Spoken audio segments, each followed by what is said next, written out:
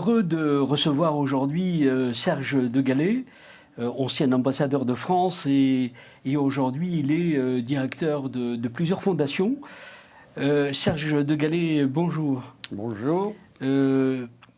Pourriez-vous nous préciser l'univers de ces fondations que vous animez aux côtés notamment de Jean-Pierre Raffarin, l'ancien Premier ministre français? Voilà, je dirige deux fondations d'utilité publique ou d'intérêt général et une société à mission. Les fondations, c'est d'abord la Fondation Prospective et Innovation que préside depuis une douzaine d'années Jean-Pierre Raffarin. Elle était présidée auparavant par René Monory, qui était président du Sénat, qui est une personnalité remarquable, qui est débuté garagiste et a fini numéro 2 de la République française. Jean-Pierre Raffarin est également une personne tout à fait intéressante. Et donc cette fondation, vieille de 35 ans, a 2 ou 3 axes principaux. Le premier, ce sont les pays émergents, l'Asie, la Chine, le Vietnam, et également l'Afrique du Nord, l'Afrique subsaharienne. C'est le premier axe. Le second axe, ce sont les nouvelles technologies de la communication, non pas sous un angle technique, nous ne sommes pas des techniciens, mais leur impact géopolitique sur le poids relatif des nations, les opportunités et les menaces. Et nous essayons, que ce soit sur les pays émergents ou les nouvelles technologies, d'apporter notre contribution à une meilleure compréhension du monde et à une meilleure compréhension des grands acteurs du monde. Et nous défendons par exemple le dialogue et un multilatéralisme rénové. Ça, c'est la Fondation Prospective et Innovation. La seconde fondation, c'est la Fondation Tunisie Développement, qui est présidée par également un homme remarquable, un Tunisien, Badreddine Ouali, un entrepreneur qui a décidé d'apporter un soutien personnel, financier, moral, à une fondation dont l'objectif principal est de requalifier des jeunes Tunisiens diplômés du supérieur, vivant à l'intérieur de la Tunisie et qui sont en recherche d'emploi. Et donc, nous leur apportons un complément de formation, notamment dans les nouvelles technologies de l'information, pas seulement, et en liaison, bien sûr, avec le gouvernement tunisien, nous essayons de favoriser la création d'emplois pour ces jeunes, de sorte que, après avoir quitté le poste, si je puis dire, de chercheur d'emploi, ils le retrouvent à l'issue de leur formation qui peut durer 1 an, formation technique, et ce qu'on appelle le soft skill, c'est-à-dire la capacité à rédiger, à faire des rapports, à travailler en équipe, etc. Et puis, c'est une société commerciale, mais qui est à mission. C'est une formule qui a été instituée en France il y a quelques années, c'est-à-dire nous avons, et ça figure dans nos statuts, et c'est audité, une société qui veut mettre le numérique au service du droit, et les missions, c'est l'inclusion des jeunes et des femmes dans les cadres de cette formation. C'est la francophonie, et c'est également le renforcement des liens professionnels entre le nord et le sud de la Méditerranée. Et nous travaillons principalement dans le domaine de la formation, et en particulier avec l'université Tunis-Dauphine, dans le domaine également des bases de données professionnelles pour les différents sujets qui peuvent être, par exemple, là nous sommes en train de travailler sur la réglementation, la législation du climat, parce que prochainement l'Union européenne va instituer un mécanisme d'ajustement carbone aux frontières. Et il est important que les entrepreneurs et les États du Sud aient une idée précise, opérationnelle, de ce que cela signifie pour leurs entreprises, pour leurs produits. Et nous essayons de contribuer à cette connaissance de ce mécanisme et de la manière dont ces pays peuvent remplir ces nouvelles conditions du commerce international. Dans l'univers des ONG, des fondations, c'est une véritable industrie. Qu'est-ce qui fait la différence avec vous? Quelle est votre valeur ajoutée, si je puis dire? Alors, notre valeur ajoutée, elle réside dans plusieurs facteurs. Le premier facteur, pour la Fondation Prospective Innovation, c'est donc une fondation ancienne, présidée par un ancien Premier ministre, qui est une personnalité ouverte.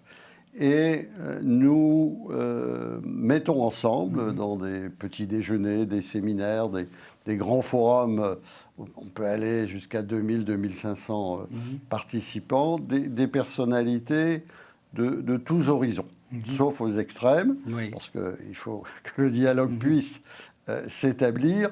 Et donc, nous mettons des personnalités du centre, de droite, de gauche. Nous mettons des grands professionnels de l'industrie, des services.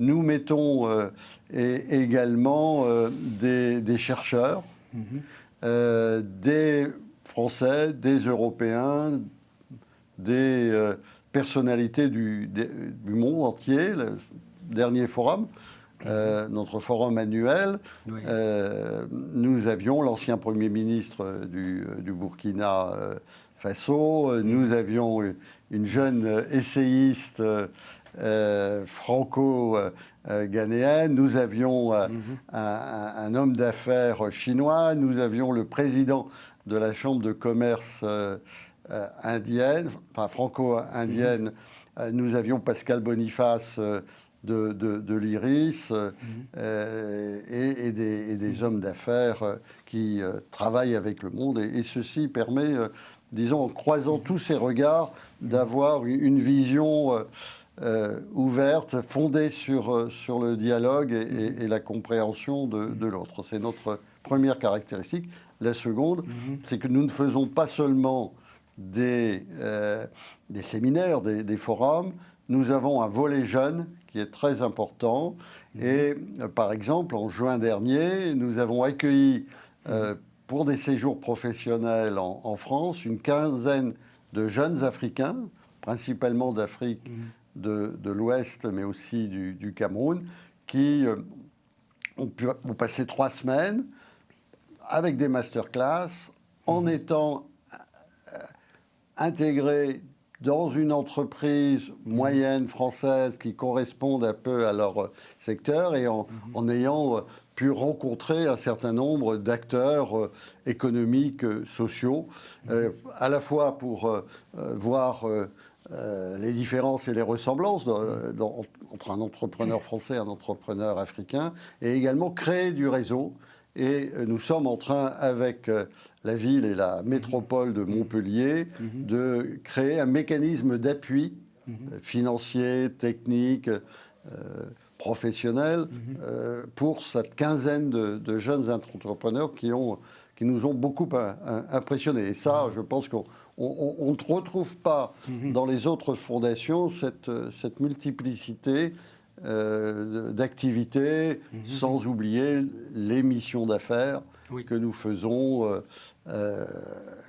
en Asie, en Afrique, ou que nous accueillons en France. Peut-être pour mieux comprendre le fonctionnement de toutes ces institutions autour de vous, quel est le modèle économique? Est-ce que c'est un modèle économique viable et comment vous arrivez à vivre et surtout tenir sur la durée?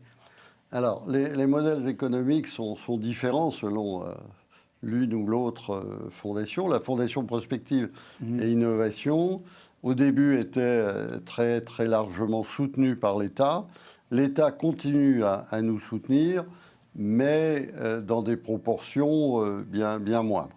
Nous avons un capital, avec une gestion très prudente de ce capital, donc des revenus forcément modestes, et le reste de notre budget provient de trois sources. Oui. La première, nous avons un club d'entreprises, une quarantaine d'entreprises qui s'intéressent à ce que nous faisons et qui nous aident aussi à faire que ce que nous faisons réponde à des vrais besoins, qu'on ne se fait pas plaisir, mais qu'on a une demande sociale, entrepreneuriale. Ça, c'est la première. Second élément, alors bien sûr, avec la Covid, c'est devenu plus difficile. C'est comme ça se fait en général, autour de certains événements, nous demandons à certains sponsors de nous aider. Et la troisième possibilité, bien sûr, ce sont des dons d'entreprises ou de personnes qui nous font un don avec en contrepartie des avantages fiscaux, que ce soit l'impôt sur le revenu, l'impôt sur la société, l'impôt sur l'immobilier. Ça, c'est pour la Fondation Prospective Innovation. Pour la Fondation Tunisie Développement, nous avons un effort personnel, financier très important du président Ouali. Et comme ce que nous faisons correspond à une priorité en Tunisie, en Europe, nous bénéficions des concours financiers de l'Agence française de développement, de la Banque mondiale, de l'Union européenne, de l'aide néerlandaise et là aussi d'un certain nombre de donateurs privés et bien sûr dans le cadre de l'aide à l'emploi de l'ANETI de la Tunisie. Je l'ai dit, vous êtes un bras droit de Jean-Pierre Raffarin, l'ancien Premier ministre.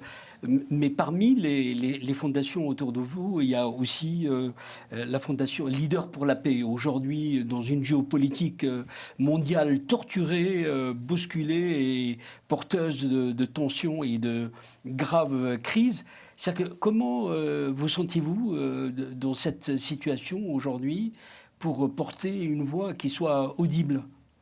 Alors, nous avons une conviction, c'est que rarement le monde a été aussi dangereux. On voit bien, il y a une montée des tensions et il y a une baisse des canaux de communication. La montée des tensions, c'est naturellement en Ukraine, avec l'agression russe, avec des risques de dérapage qu'il ne faut pas négliger, parce que naturellement, nous ne savons pas comment la guerre va évoluer. Donc, tant qu'il y a la guerre, il y a des risques importants. Et il y a Taïwan, où là aussi, le risque est important. Parce qu'on sait que la Chine n'admettra pas une déclaration d'indépendance de Taïwan et que si on y arrivait, on peut craindre une escalade tout à fait dramatique compte tenu des armes en présence. Donc il faut trouver, bien sûr, respecter la volonté des Taïwanais, mais faire que le remède ne soit pas pire que le mal. Donc ce sentiment d'une situation qui est proche d'un seuil critique. Alors comment nous le faisons ? Jean-Pierre Raffarin a, dans son conseil, réuni un certain nombre de leaders de tous bords géographiques et nous publions un rapport annuel et nous avons des écoles pour la paix destinées à des universités dans l'ensemble du monde. Dans votre travail, ce pouvoir d'influence, je dirais une diplomatie du débat, des rencontres, c'est-à-dire que quelle est la place de l'Afrique ? Parce qu'on a envie de... Vous avez une triangulation, je dirais, entre l'Asie, l'Europe et l'Afrique. Quelle est cette place et est-ce qu'aujourd'hui, vous avez vraiment un avantage comparatif dans cette approche en direction de l'Afrique ? Voilà, alors l'Afrique est centrale dans nos activités. Nous avons, comme je le disais, l'accueil de jeunes Africains en France. Nous avons chaque année à Montpellier, pendant 2 jours, avec les universités et avec la société civile de la région et de France, quelque chose qui s'intitule Nouvelles d'Afrique. Oui. Nous avons également dans notre collection des publications très régulières sur l'Afrique. Nous avons des webinaires, etc., etc. Je dirais notre singularité, c'est de mélanger les genres, c'est-à-dire la politique, l'économie, la culture, les hommes, les femmes. Et nous défendons 2 idées principales. La première, c'est qu'il faut que, bien sûr, les responsabilités sont partagées, mais il faut que l'Europe montre bien sa volonté d'aider efficacement l'Afrique. Et donc nous sommes un partisan d'une aide à la mesure des défis et des enjeux pour nous de l'Afrique, notamment en termes de transition écologique. Et deuxièmement, comme vous l'avez dit, nous parler de triangulation. C'est vrai que nous travaillons beaucoup avec l'Asie, nous travaillons beaucoup avec l'Afrique et l'Europe, et nous pensons que l'Afrique doit ne pas être un terrain d'affrontement entre puissances, mais un terrain de collaboration, avec des règles qui sont posées et respectées par tous. Et donc, autour de grands projets d'investissement, projets de formation, projets d'insertion dans l'économie mondiale, faire que toutes les forces mondiales répondent à la demande de l'Afrique, qui naturellement doit être dans le siège du conducteur. Oui, c'est que je le disais en fait, mais pas suffisamment d'une façon claire. Vous étiez ambassadeur en Asie, vous étiez ambassadeur en Tunisie, mais vous étiez un haut fonctionnaire. Vous avez beaucoup travaillé au ministère de la coopération, l'ancien ministère qui gérait la coopération française. Vous avez même vécu le franc CFA. Aujourd'hui, il y a toute une série de débats, notamment de la relation de la France avec l'Afrique, et on est toujours en retard d'une guerre, on ne capte pas les énergies nouvelles. Qu'est-ce qui explique ce décalage surprenant ? Moi, je considère que nous voyons trop l'Afrique avec nos schémas intellectuels, économiques, financiers occidentaux. Nous avons un intervenant africain, Tertius Zongo, l'ancien Premier ministre du Burkina Faso, qui dit qu'une des causes d'une efficacité qui n'est pas aussi grande que celle qu'elle devrait l'être, c'est que nous venons avec nos idées, nos concepts, nos règles, nos conditions, et que l'on ne tient pas assez compte de la sensibilité, de la situation de terrain de l'Afrique. Et je pense que ça, c'est un message, et nous essayons justement, dans ce dialogue, de montrer que cette relation doit être adaptée. Deuxième élément, c'est un peu de notre côté, quand je dis notre, c'est le monde, oui. C'est que nous sommes trop compartimentés.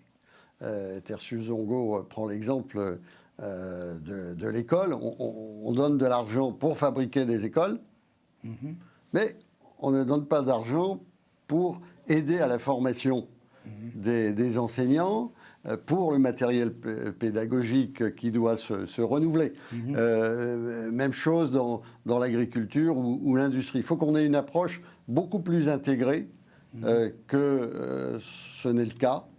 Et donc, il faut trouver des formules à la fois, enfin, une intégration à la fois fonctionnelle et géographique. Comme je le disais, ça doit être un terrain de collaboration entre les grandes puissances qui répondent aux demandes, aux plans de l'Afrique qui elle-même prend ses responsabilités. Il y a des sujets en friche, notamment les diasporas africaines. Il y a à peu près, les experts le disent, à peu près entre 15 et 18% de la sociologie française qui est issue de la diversité. Qu'est-ce qui explique? On vient de voir en Angleterre, il y a des ministres très importants qui occupent les premières places. Qu'est-ce qui explique ce retard? C'est plutôt la monarchie républicaine, c'est une culture élitaire ou élitiste qui empêche l'émergence. Les évolutions sont très lentes, on le voit, mais comment l'expliquez-vous?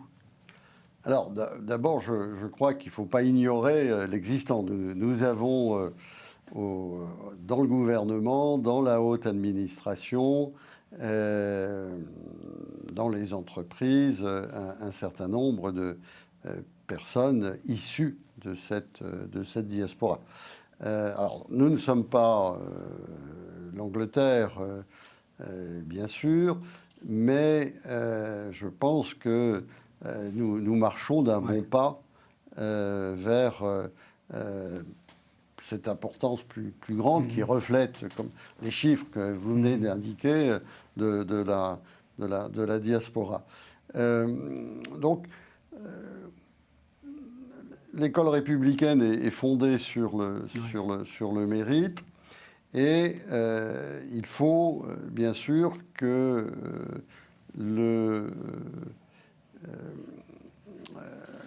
l'école, que les chances de chacun pour faire des études, gravir l'échelle sociale soient les mêmes. On voit que il y a quand même des différences selon les origines géographiques qui s'expliquent par des facteurs objectifs, sans faire de la discrimination positive, parce que il y a des effets retours qui peuvent être négatifs en termes politiques. Je crois qu'on doit consentir de plus gros efforts, et c'est quand même ce que nous faisons. Par ailleurs, je dirais, quand vous regardez la composition du gouvernement britannique, alors il y a quand même une certaine discrimination sociale qui joue. Vous prenez Cambridge, Oxford, Eton, vous avez le personnel politique qui est quand même issu d'un certain moule. En France, c'est pas faux non plus cette remarque, mais on est quand même beaucoup plus diversifié dans nos origines qu'on peut l'être au Royaume-Uni. On a moins de 2 minutes pour conclure. D'abord, quels sont vos chantiers? Vous êtes, comme je l'ai dit, un homme riche de son expérience, avec cette triangulation que vous portez en vous, en bandoulière, et je dirais. Et comment allez-vous structurer les prochaines semaines ou les prochains mois? Alors, nous avons deux principaux axes pour les prochaines semaines et les prochains mois. Le premier, c'est naturellement la COP27 à Sharm el-Sheikh, donc le climat, l'environnement. Oui. Nous organisons une série de réunions avec des personnes du Nord et du Sud, des politiques, des financiers, etc., pour bien contribuer très modestement à notre échelle à la clarification des enjeux et des solutions. Ça, c'est le premier point. Et le second point, c'est de réfléchir de manière opérationnelle, sans a priori idéologique, à la manière dont le secteur privé peut contribuer au développement de l'Afrique. Quand vous regardez tous les grands plans qui sont annoncés par la G7, par les Américains, par l'Union européenne, vous voyez des sommes formidables, des centaines de milliards de dollars, mais une bonne partie de ces montants s'explique par la mobilisation des capitaux privés. Et donc, notre travail consiste à réfléchir aux meilleures modalités pour que ces capitaux privés viennent, bénéficient de certaines garanties et qu'il y ait un schéma de financement et de remboursement qui soit adapté à la fois aux nécessités d'un financement privé et aux possibilités des États et des opérateurs africains. Serge de Gallet, je rappelle que vous êtes un ancien ambassadeur, que vous avez plusieurs casquettes à travers plusieurs fondations que vous dirigez. Je vous remercie d'avoir été avec nous. On aurait aimé aller plus loin encore dans cette riche expérience. Peut-être on en aura d'autres, il y en aura d'autres occasions. Et merci en tout cas d'avoir été avec nous. Merci et bien volontiers pour une nouvelle rencontre. Merci. Merci.